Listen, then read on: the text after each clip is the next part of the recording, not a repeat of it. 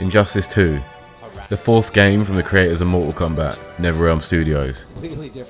The premise of this series is to fight as your favourite DC villains and superheroes.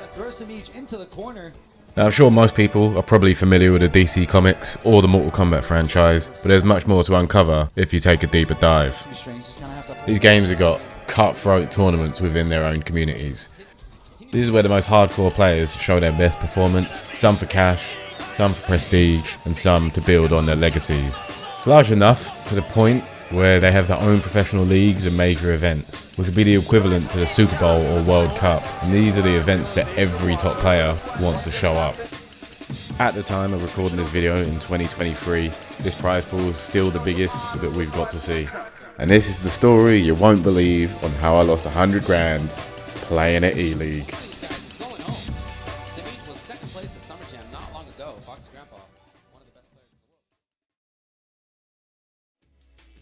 So, what is E-League? E-League for Injustice 2 was the absolute peak of competition. It had the highest stakes, highest production value. It was to be aired on TBS in America, and that's a massive step up from just being streamed on Twitch. I'm talking all expenses paid, massive hotel rooms with too much space, chauffeurs and presidential style Hummers, media days, cameras, microphones, the whole Pimp My Ride experience. So for this experience, you're going to have to assume that the competition is elite level as well. There are various ways to qualify for this. I'll give you a quick breakdown. So, 6 players qualified through winning in their regional events, so they were the best of their continent, or something along those lines. For example, Brazilian Flash player Killer Zinok, winning in Liga Latina, secured his spot. Other players such as Hey George, Happy Pal, Bambuka, Emperor Nix, and Nubcakes, who are both from America. 8 of the qualifiers secured their spot in the E-League bracket by placing within the top 8 at the Injustice 2 Pro World Tour Finals just months before. And if E-League hadn't existed, that Pro Tour Finals would have been the end. That would have been the pinnacle of competition for that game. And that is it, Sonic Fox! He is your IPS Injustice 2 Grand Finals winner, and he will be taking home the prize of $120,000, as well as the title of Best Injustice Player this season. I specifically remember the weight on everyone's shoulders at that event, the Injustice 2 Pro Finals, when my friend and fellow competitor, who beat me in that tournament, but there's no video evidence to prove it, so therefore it never happened, MF Slayer, said, in a bus full of 16 players who had previously been joking, chatting, just chilling out, he cut the air, dead silent, caught everyone's attention, and he said, "It's okay, guys, only 8 of us can qualify for E-League." And that was like, that just completely killed the mood. Complete somberness in the air, everyone looking around at each other like, yeah, okay, it's serious, isn't it? Unfortunately for him, he didn't qualify. Should have probably just shut the up, to be honest, but as Slayer, he won't do that. Let me tell you a little story about a man named Shh. The final 2 players to qualify for the E-League bracket would be the top 2 players in the last chance qualifier that was held at E-League's home in Atlanta. And in an epic redemption arc story, the 2 survivors after the dust had settled at that event were 2 players that got smoked at the finals previously: Forever King, a seasoned and highly accomplished NetherRealm game player, and myself, who was there to crush some dreams. Winning the last chance qualifier and keeping their bracket lives intact, nobody could have predicted these players' impending impact.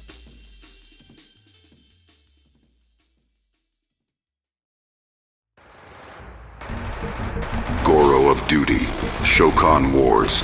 Pre-order now and make sure you don't miss out on the most electrifying first Shokan shooter of the year. Available on the Twerkstation 5.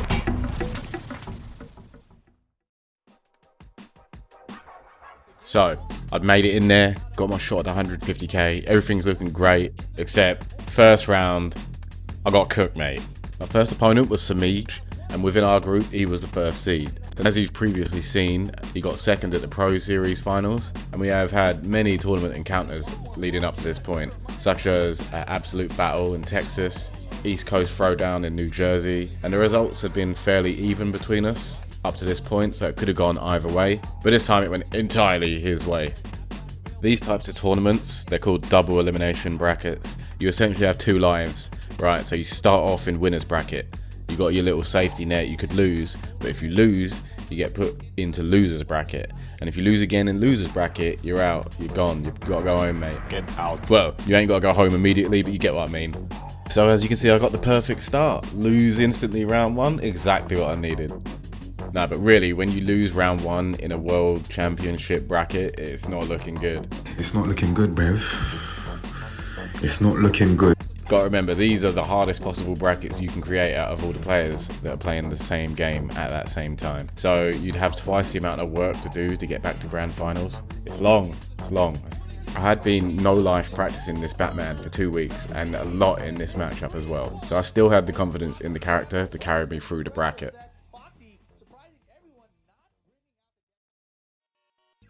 Slide out again. Foxy just knows he needs any hit now. 2 bars for Chip and right to the face of the running man. Evidently I was right. The Batman strategy was airtight. I just realised that my stubbornness to stick to said strategy was what was failing me. And against Shinnok, I had to make these corrections swiftly. No more losses allowed or I'm history. And of course, the same applied for him. But I was coming in with some Batman dirt that the other players of the character weren't using. And ultimately, this is where Shinnok had to bow out after losing. Killer Shinnok is a great player in his own right, but getting matched up against Tekken Master myself was not the play that night. Up in the winners bracket, Tekken Master was busy cooking everyone, and unfortunately for everyone that fell down into the losers bracket, I was waiting there for my next victim.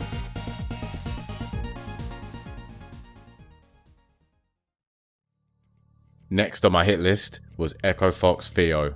Theo in Injustice is a titan. This man has never missed a top 8 at any event, regardless of the scale. There are very few people that are as consistent as he was, even up to this point in time. And if I was to describe his playstyle, I'd say he's like a defensive rock wall. Hard to get a clean hit on, he's going to make you work for every single percentage of life that you have to take from him. But today, this titan was getting slain, because my Deadshot had a bullet with his name. Theo had been slapping me about in most tournaments. He beat me at Finality, he beat me at Absolute Battle. And with this win over him, I was the first person in history to make him place outside of the top 8, giving him his first 9th place. And I think maybe on that day I did some Shang Tsung Soul Steel type of shit. Because in MK11, I basically became the Theo, not missing any of them top 8s. And that's gonna be it! Theo is eliminated by Foxy Grandpa, who moves on in the World Championship. Wow. The Echo Fox curse continues. It doesn't matter. Welp, SoCal's own Theo is eliminated from the tournament. I gotta tell you, coming into tonight, I really felt like he had a fantastic shot to get through it. In fact, in my opinion, I felt like he had the best draw to make that happen for himself. But he ran into Hayate, and he ran into Foxy Grandpa, and you know, you can't blame him too much for losing to those two folks, because those are definitely two. Samij, the man who originally sent me the losers bracket, got it into my head to maintain the discipline, and this time I would be the one to win. In a 3-0 sweep, it was over pretty quickly, all because I stuck to my game plan, strictly. Grandpa, you're so cool. That's what happens. We saw some meat when he was moving around. Man, this is such a dangerous range. The overhead caught him. This win was not only vengeance in the run back, but it also put me in contention for making the playoffs to make the big racks. The top 4. This tournament was top heavy on the prizing, and you can't afford to lose at 5th, especially after winning the last chance qualifier, beating my tournament demon in Theo, and proving my strategy was sound and getting the run back against Samij. It wasn't happening on that day. You know, I remember not too long ago when the NetherRealm Studios game scene was controlled and run and just dominated by folks from the old US of A.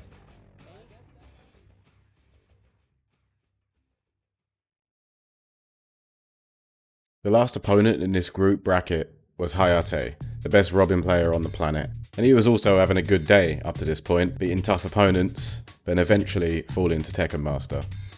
In typical tournament fashion, when I play versus Hayate, if you're aware of our other tournament sets, such as Combo Breaker, our match went down to 3-2, Batman versus Robin, as I managed to take the momentum in the final match. What that was, but we do not want Oh, Okay. the clean down too. The float down and the whip.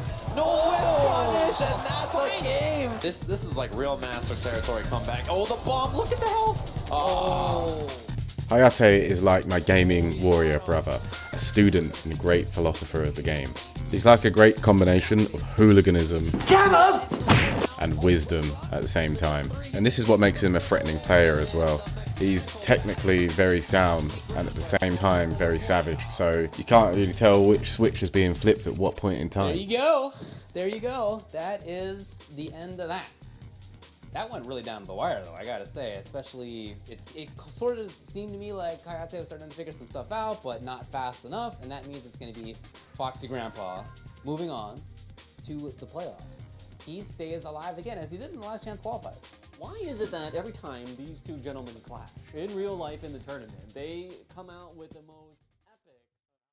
All the Europeans that love NRS games, and also for a Foxy Grandpa, we have seen you perform many, many times at multiple tournaments, but what does this victory mean to you, your fans, and all your supporters? It means I get to come back next week and, make some more people salty. Well, speaking of salt, we witnessed you and your friend Forever King fight all the way through with Batman from the last chance qualifier, and you're going to be facing off against Dragon, Forever King, or... King, innit? yeah. Or Tekken Master for the playoffs. Do you have a message for your future opponents for next week? Nah. They'll see what happens when we get there. I'm not giving anything away. Sick. Stage 2 had been completed. I'd won the LCQ, made a loser's bracket run all the way from round 1, and I'd made the top 4. Now, only the strongest players remained in this tournament. Tekken Master, Dragon, Forever King were still left standing. Once the top 4 had been set, everybody was put back into winner's bracket, giving us all 2 lives again. The winner's bracket player of one group would play against the loser's bracket player of the other group. Each match here counted more than any of the previous. 4th place, 10,000. 3rd place, 20,000. 2nd place, 50,000. And 1st place, 150,000, mate. We may all be friendly, but in these moments, there are no friends. Yeah, this is looking real ugly. My first opponent was Dragon. Can't say that went all too well. Got slapped up 3-1. Dragon had come prepared and was unbeaten this whole tournament, winning his group, just as Tekken Master had won in our group. The problem with this though, is that it instantly put me back in the same predicament I was in earlier. I'd started round 1 in losers bracket. Mate, now I gotta run it back in losers again.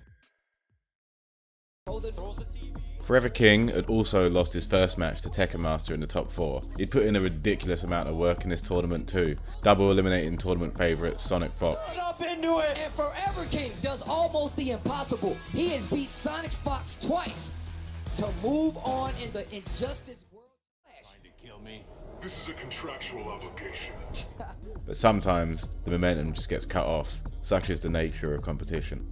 In our match, Deadshot versus Batman, I managed to close it out 3-1, advancing me to losers finals. This is enough to guarantee a minimum of $20,000, but there's no point in stopping there. Who's trying to stop there? You're 2 more wins away from winning the whole thing. Oh, the jump one. What an air to air. You can chip him out here with the low rifle. He flies above it. Oh, that's Batman for you. Still has the bat and the wrist cannon to take it. And he's going to eliminate Forever King, and Foxy Grandpa moves on. Up in the winners finals, Tekken Master had lost to Dragon. After so long, this was his first defeat, and this would send him down to the losers finals where we would meet. Well, they have played a couple of times. They played once at Evolution, EVO earlier this year, and Tekken Master won that very close. It was a close one. He tried Black Adam, didn't work out as well. He tried Atrocitus, and then it did work out. They later played at the IPS finals not that long ago, and Foxy won that. It was Brainiac versus Deadshot still, of course, for Foxy. So for Tekken Master, again, one of these situations where I'm not sure what we're going to see. Brainiac versus Deadshot, a match of 12th level intellect geometry. Simple geometry. Brainiac does massive damage and approaches you from varying angles. On the flip side, Deadshot does small damage but can cover many angles with various bullets. It's a game of I know, you know. This match went down to the wire, as any of ours in Injustice had been. where he'd been the victor, but not this time. This is just another entry in our long rivalry. Tekken Master is probably the greatest rival I've ever had, and I've got a lot of respect for the way he thinks about the game. I think he's a genius, really. But everybody's still human, ain't they? Only human. A kick, trying to get the punish. Floyd Lawton living up to the name right now. Tries it. Oh, the defense and the jump back again. You saw the jump one, the anticipatory jump one. He made it burst it. Oh my God! Foxy Grandpa steals it away from Tekken Master to move on to Grand Finals. Oh my God! Dragon, the final hurdle. Evo champion and trying his best to become a double champ with an E-League win. Takes Evo 2017. And the young man from Delaware finally does it. With a win here, he'd be undoubtedly the best Injustice 2 player of the season, even though he hadn't won the Pro Series finals. This match was the most high-stakes match in NetherRealm game history. $100,000 difference between the winner and the loser. Two storylines could have concluded here. Either I was about to make the greatest run ever seen from last chance qualifier victory to grand champion, or Dragon was about to become the most dominant player of the season. And this is where my story goes to shit. Dragon had all the strengths of the other players combined into one. He had the brick wall defense of Theo, the unpredictability of Simic, the savagery of Hayate, and in this moment I'd say the perfectly balanced player. In hindsight, there are things I'd do different in the matchup, but hindsight is always 20/20. Losing a $100,000 tournament match did affirm some things about myself. Yeah, it could have been better, I could have won, but even so, I put up a legendary run. I wasn't going to sit around and wallow. It's not like I had pride to swallow. This is just the path that I follow. Sometimes you're the shit, and sometimes you're the shovel. And when you're good enough to win and have the potential, it's just a numbers game. So keep going, the results will come. Just take at least one thing to learn from every experience, everything and everyone. These players and these experiences shape my character. The amount of time and dedication that we put into these things is no different to that of an elite level athlete. Some people live it, while others simply compete, and I think there's a big difference there. But yeah, in conclusion, this is my story and how I lost 100 grand, mate. 100 grand, imagine losing 100 grand just pressing buttons. What kind of a gimp am I? Sort it out. But whatever, I'm just going on in it. Subscribe, check out my Twitch. Check out the rest of my YouTube. Guarantee you there's the sickest Mortal Kombat video you've ever seen on there. And if you stuck around for the whole thing, nice one, I appreciate it. See you on the next one, innit? Tonight, ladies and gentlemen, congratulations. Just like that. And he is just such a difficult player to beat. He's always prepared for every option. He studies so hard, he works so hard. He's prepared for everything that Foxy brings out, right? He loses a game, but it doesn't even matter. What a guy. He is incredible, and he's already on the stage. You can see him talking there to Mr. Joshua Gray, and you know, it was just an incredible performance from him. We're gonna head down to the stage where Josh is standing by with Dragon for our post-game pop-off presented by the Navy Federal Credit Union. Thank you very much, ladies and gentlemen. After one hell of a season, we have now crowned our champion. Dragon, you are the undisputed best Injustice 2 player in the world. What does that mean to you? It means everything to me. I mean, I put everything into this game. I put all my hard work and dedication. You know, I worked so hard at this game. People don't realize how much I actually put into the game, and it actually showed here, and it showed everywhere. And I'm so glad I could be a part of this, and you know, finally win something huge. When we saw you win Evo, you started to change a lot of people's minds on who can be the best of the best. Right. Now that you've done it, has there been a moment where you struggled, you thought, okay, I know what my obstacles are, I've got to overcome them, and when you were sitting in that chair knowing you had one match left to go, what was going through your mind? Right, I mean, there's always obstacles for every player, as well as I have my obstacles to go through. What I was thinking during that match, or when I sat down, is I wasn't thinking, okay, this match is for $100,000. I can't do that. I gotta stay calm, which is one of the things that I do well, and I just thought of it as another match. And I stuck to my game plan, and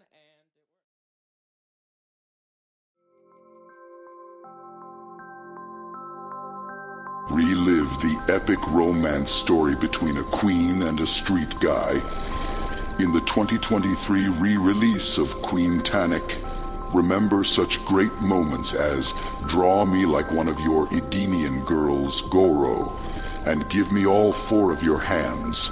Do you trust me? I'm stomping. Goro, I'm stomping. An iceberg can never break the bond of true Shokan love. Pre-order now at a Foxy Grandpa's stream on Twitch.